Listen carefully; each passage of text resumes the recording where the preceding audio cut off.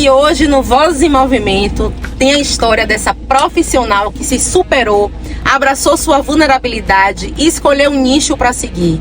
E se especializou nisso e vai contar pra gente como foi essa jornada dela. Vem comigo!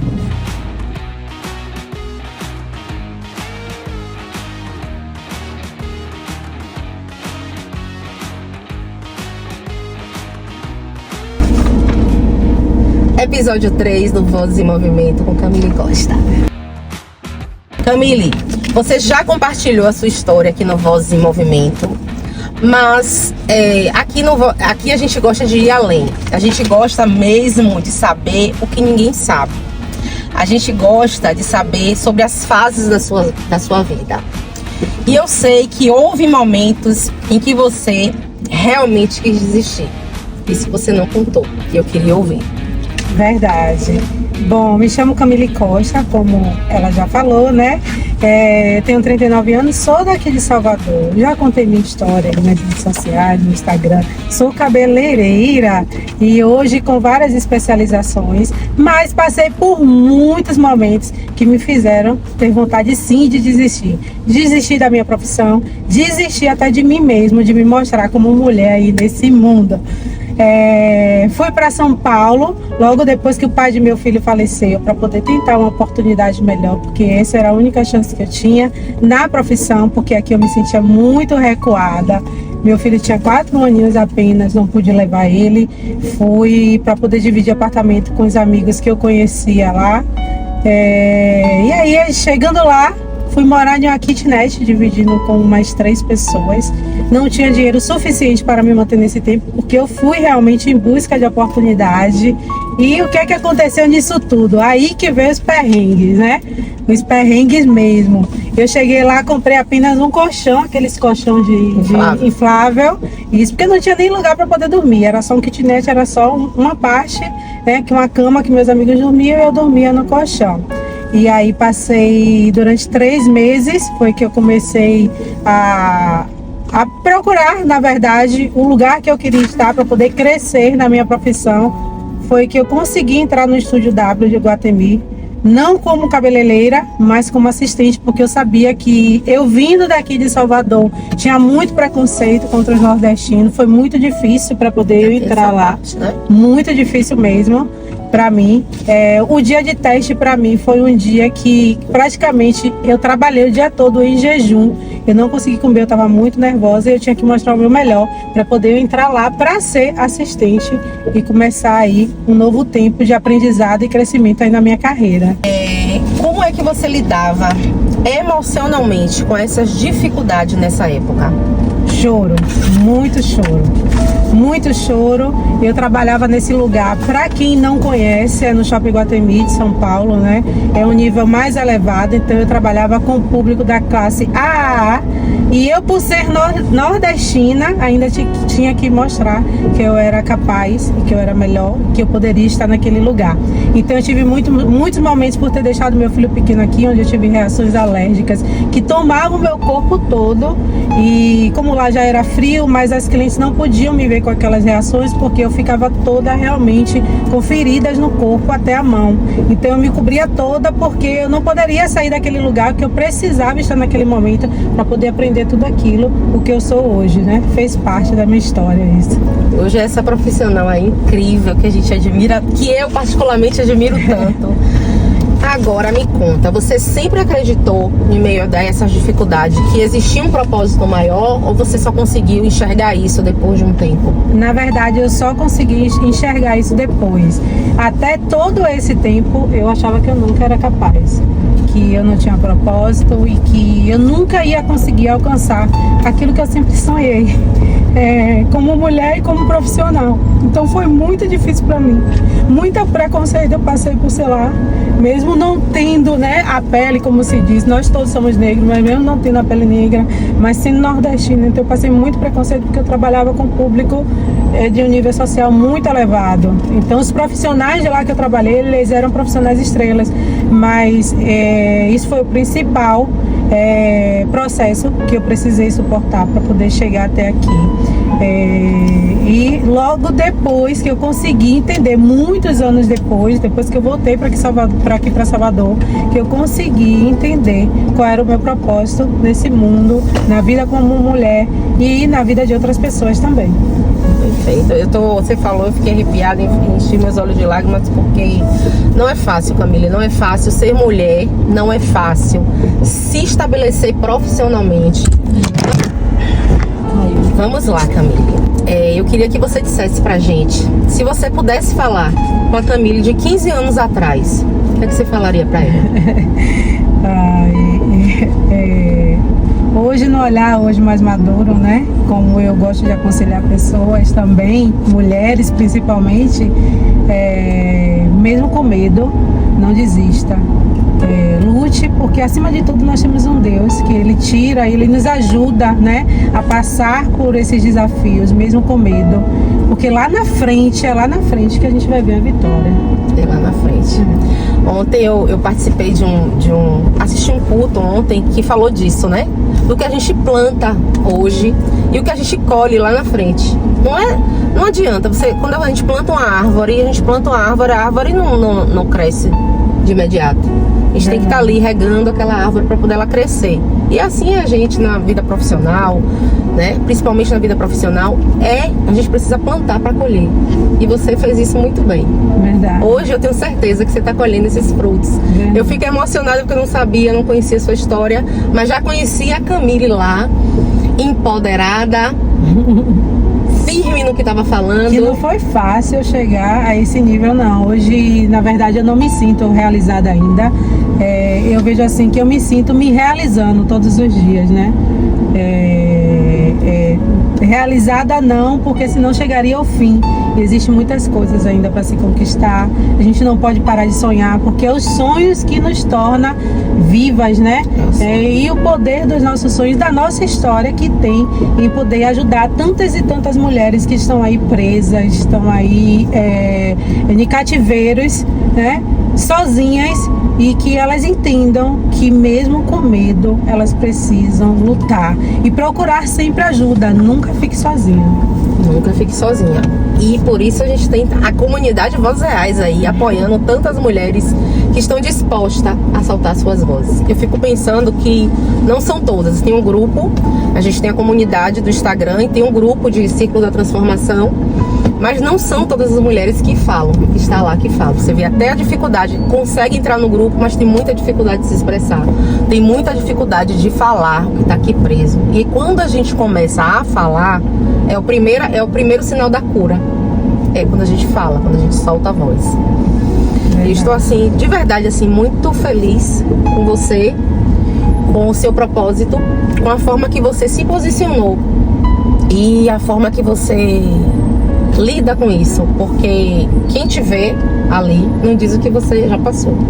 E isso é que faz a sua história ser diferenciada, isso que faz a sua história ser comovente, porque você tá ali trabalhando com autoestima.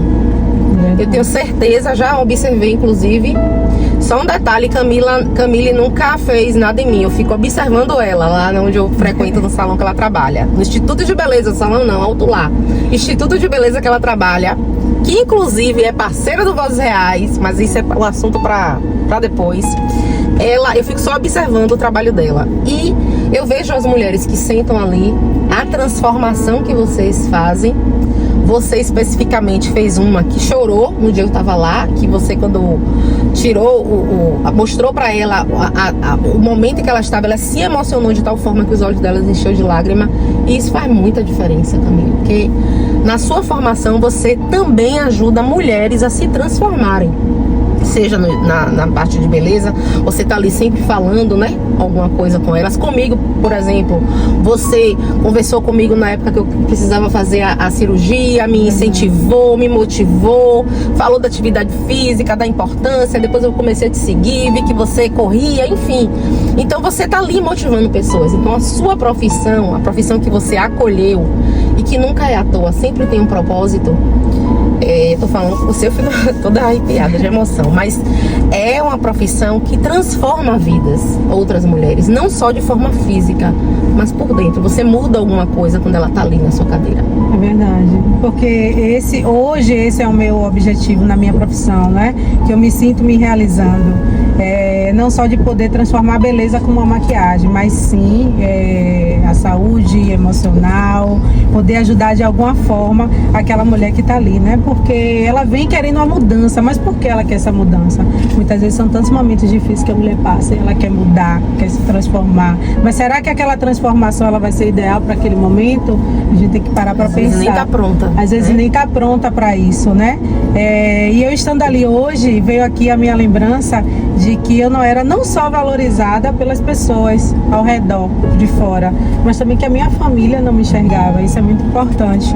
Quem eu era, né? E hoje como elas me enxergam, totalmente diferente. Mas eu precisei para isso passar por um processo, né? A gente precisa entender que existe um processo. Esse processo muitas vezes não é fácil, é doloroso, é choro, lágrimas, né? Para que você consiga assim manter a sua postura e mostrar para o mundo todo, não só para sua família, mas para o mundo todo quem realmente de fato você é e qual o seu propósito aqui. Verdade. Depois que você retornou para Salvador, como foi sua jornada? Foi mais fácil? Foi mais difícil? Depois que você voltou do espaço que te profissionalizou, na realidade, né? Te deixou pronta para voltar, quando você se sentiu pronta para voltar. Como foi esse processo? Encarar essa diferença também de regionalidade, porque tem essa diferença de São Paulo, de Salvador. O que é que você fala sobre isso? Na verdade, isso daí já foi um outro processo também, que não foi fácil, nada foi fácil, né? Onde eu tive que encarar de novo a desvalorização dessa profissão, porque lá, como eu trabalhava com outro tipo de público, nós tínhamos, o setor de beleza ele tem mais valor, né, do que o que eu tinha aqui, e quando eu voltei foi a mesma coisa, nada mudou. Então eu tive vontade realmente de desistir da profissão, de trabalhar no setor de beleza. Foi quando eu decidi fazer faculdade de administração, me formei, fiz a graduação, nunca trabalhei na área, mas assim, foi bom para mim, para eu ter uma outra visão, né? A minha visão ficou ampla em relação a negócios, a empresa. Parei por um período e depois, logo depois, no meio da pandemia, já quase no final da pandemia, eu precisava muito, eu estava passando por uma dificuldade financeira, onde Deus mostrou para mim que eu já tinha um dom e que eu precisava resgatar isso, porém que eu precisava resgatar de outra forma. Foi quando eu retornei para o setor de beleza. Não foi fácil, porque eu estava parada realmente há quase 10 anos. Aí que eu parei, depois que eu vim de São Paulo, que eu entrei na faculdade, aí fui cuidar de meu filho, fui aproveitar esse momento. Então saí realmente do setor de beleza durante esse grande período e eu era totalmente desconhecida. E mesmo assim, com medo novamente, eu decidi recomeçar. Foi onde eu procurei um salão para poder trabalhar em Vilas do Atlântico. Foi que eu iniciei, não sabia nada de Instagram, nada de filmagem, nada de tirar foto. E eu via que os cabeleireiros hoje, essa profissão, ela necessitava disso, né? De você estar sendo vista. Eu disse, não, eu preciso começar de alguma forma. Então foi quando eu comecei, nem tinha meu aparelho de telefone iPhone que eu tenho hoje, nem tinha. Eu pegava emprestado das colegas, tirava foto dos cabelos, começava a postar. Fui mudando meu Instagram aos pouquinhos, aprendendo, né? E aí comecei a aprender a falar, aprender a me soltar, na verdade, que já existia algo dentro de mim, mas que estava presa por medo. Eu sempre tive medo de mostrar quem eu era. E aí Deus foi me libertando, Deus foi me mostrando, me conduzindo, colocando pessoas na minha vida também para poder me ajudar nesse processo. Sim. Porque a gente não pode ficar sozinha, a gente não consegue tudo sozinha, não consegue, a gente precisa também de pessoas, e Deus coloca mesmo pessoas na sua vida para que te ajude nesse processo. Eu costumo dizer que sozinha a gente vai longe, mas com pessoas a gente vai, sozinha a gente vai rápido, mas com apoio a gente vai longe. Verdade. Vai ter um momento que vai ser você sozinha, né? Que vai precisar seguir. Isso. Mas vai ter vários momentos que você precisa sim estar unida e estar junta, e é por isso que estou aqui, na verdade, que eu tenho tantas mulheres que me rodeiam, que me fortalecem também aí. Que é importante essa rede de apoio, né, Camille? Verdade. Muito importante. Então, Camille, como seria se você tivesse escolhido outra profissão? Você enxerga isso, essa possibilidade? Na verdade, eu nunca me enxerguei em outra profissão. Eu tentei pela frustração de não ser valorizada na minha profissão. Mas eu me graduei, me formei e nunca consegui me enxergar dentro do escritório, dentro da área de contabilidade, um pouco da área de marketing, né? Mas todos os meus trabalhos foram voltados sempre para o setor de beleza. E assim, eu sou feliz hoje por ter retornado o dom que Deus me deu, né? Aquilo que eu sempre veio inato, veio desde pequena, né? Eu cresci no salão de beleza e busco hoje a cada dia aí crescer para poder estar ajudando tanto na beleza quanto em todas as outras áreas aí de tantas mulheres. Perfeito. É isso aí. Quando é propósito, minha amiga, não adianta. A gente vai para um lado, vai para o outro, mas a gente vai sempre estar direcionado para aquilo ali. Você fala sobre viver o novo de Deus.